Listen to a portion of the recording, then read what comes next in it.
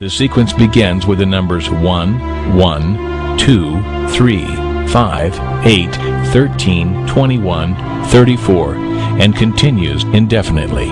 Each number is obtained by adding the last two digits together.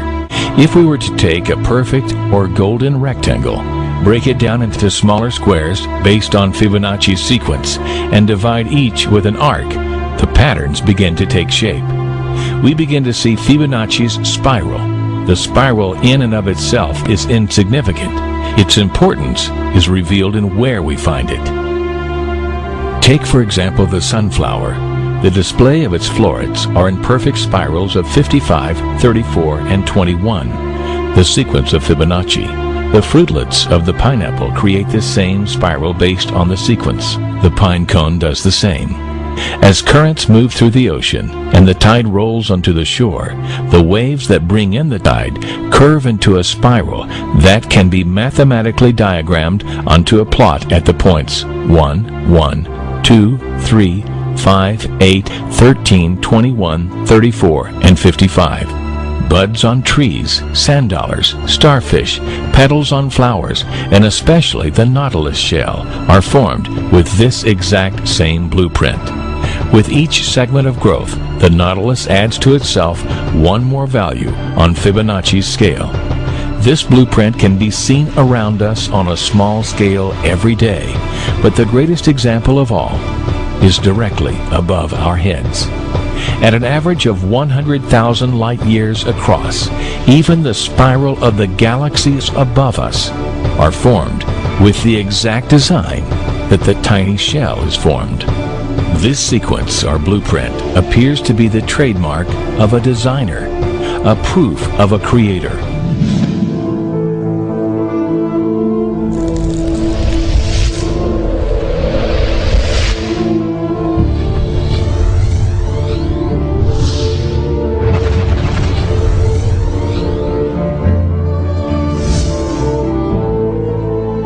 You speak about God.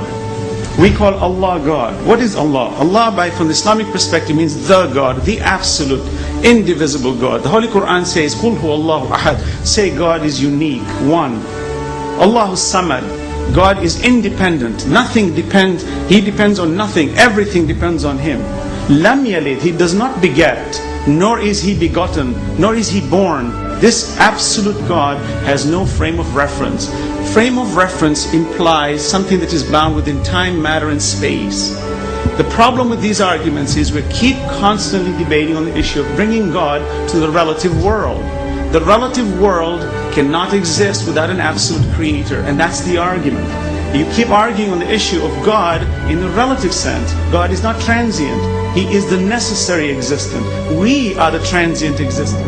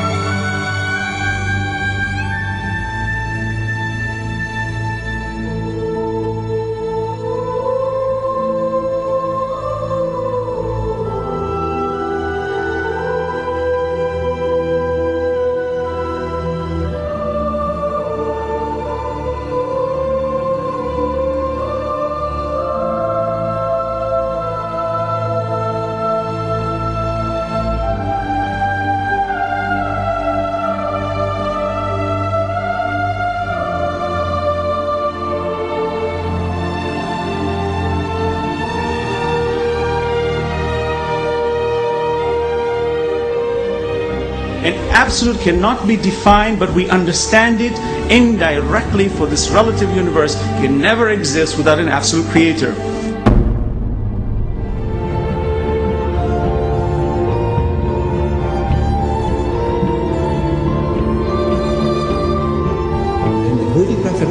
made to say, Qul huwallahu ahad. Say, He is God, the one and only. He said, Ahad, one and only. Jesus said, Echad, meaning one and only. Moses said, Echad, meaning one and only. What is the difference? It's the same word, meaning the same thing.